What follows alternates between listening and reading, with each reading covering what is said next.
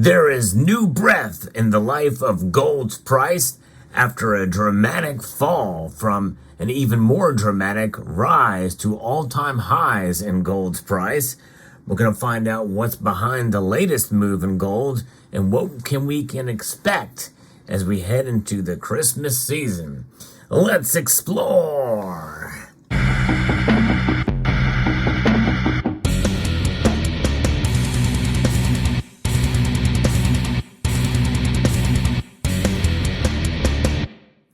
Gold is indeed up mere moments before the markets close. This is where the metals fall because gold is rising a little bit, but silver is actually down over 1%. I'm going to explain what's going on with silver in this video too, but I think the metal to watch here is gold because it is reacting indeed based off of one particular piece of news that we're going to report on here. If you enjoy videos like this where I do bring you the latest and the news with regards to precious metals, I hope you will consider pressing that thumbs up button and subscribing to the channel if you find value in what I do here. Gold is up $6.70 at exactly 1/3 of a percentage point increase on the day to $2,026.50, firmly above that $2,000 mark, that psychological mark that is becoming increasingly more common that we see that price this year.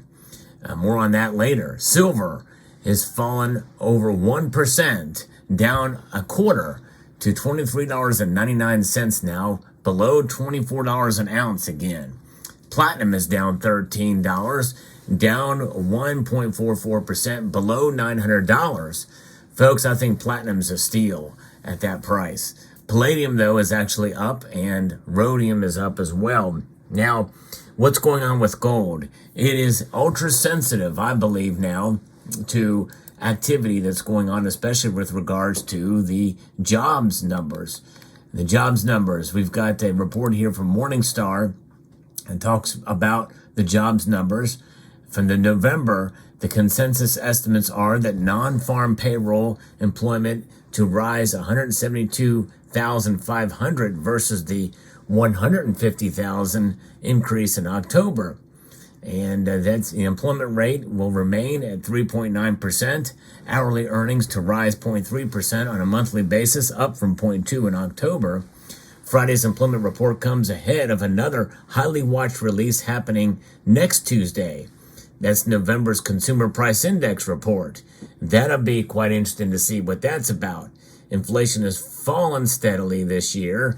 Well, in reality, it means that that's disinflation. It's just risen slower this year. But job growth has been a different story. With much bumpier data thanks to blockbuster numbers in September, the CPI report will then be followed on Wednesday by the Fed's next decision on interest rates. So we'll see. A lot happening next week for sure with all of this happening here. But the jobs they weren't as strong as they expected them to be.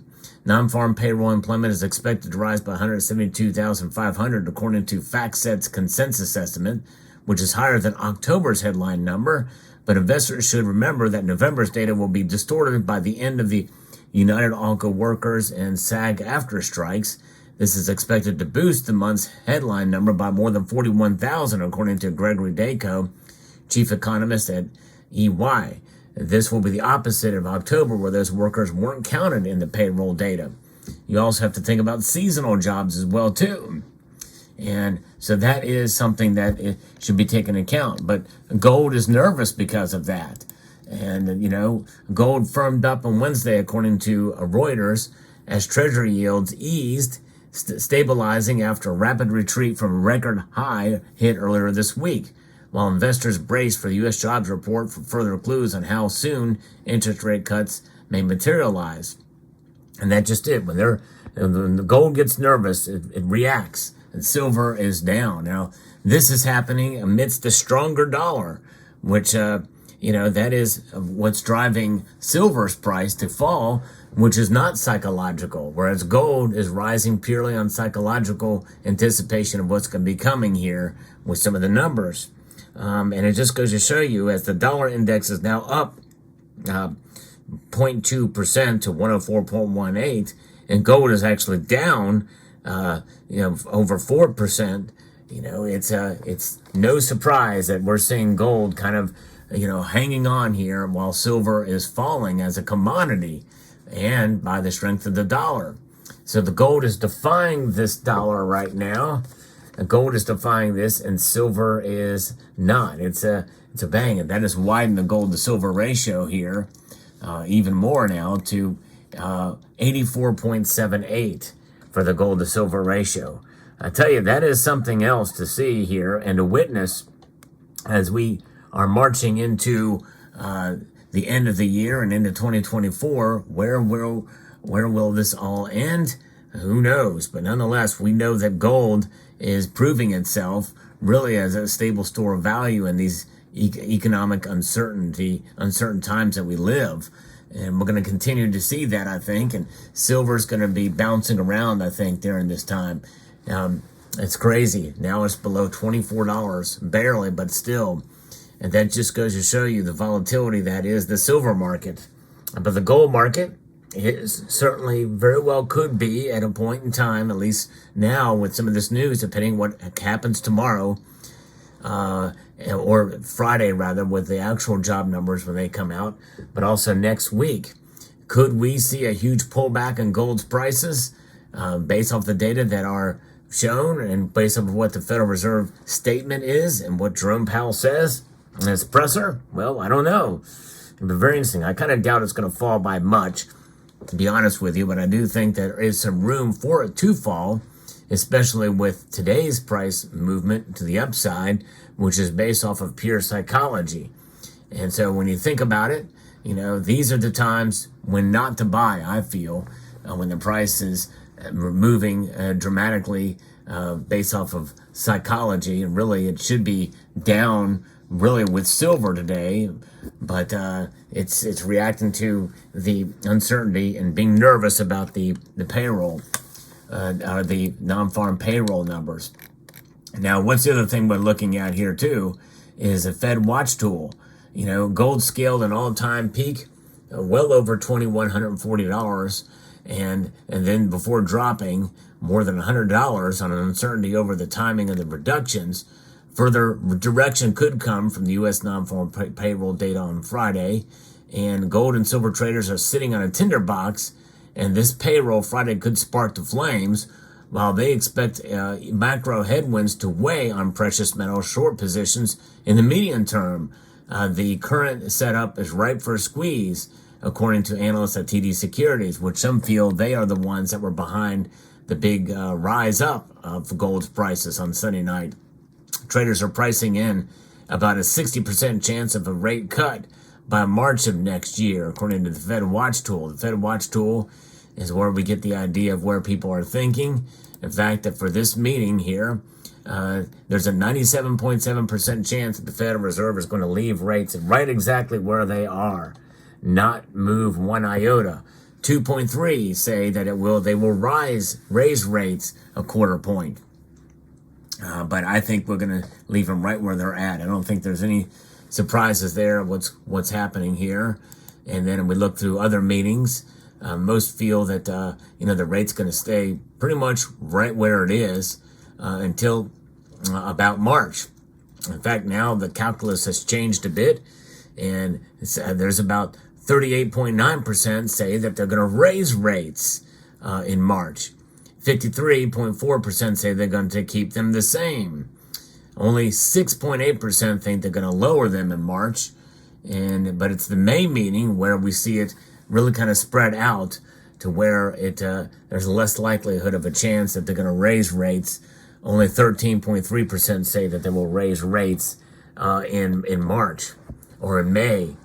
It's fascinating to see where these numbers are and how they place. 38% say they're going to lower them at the May meeting. And where are we stretching out? Well, it's by June where the majority think they're going to lower rates. 42%, 0.5% say they're going to lower rates come at that meeting in June. So I think that likely they're going to keep them where they're at. No more raising rates and no lowering them for quite some time. But the markets are reacting. We'll see how this all plays out. It is interesting to watch, but it does not change the fundamentals. That's for sure. I do talk about some of these market moves on a day-to-day basis from time to time, and on a weekly basis, on a monthly basis, even on an annual basis.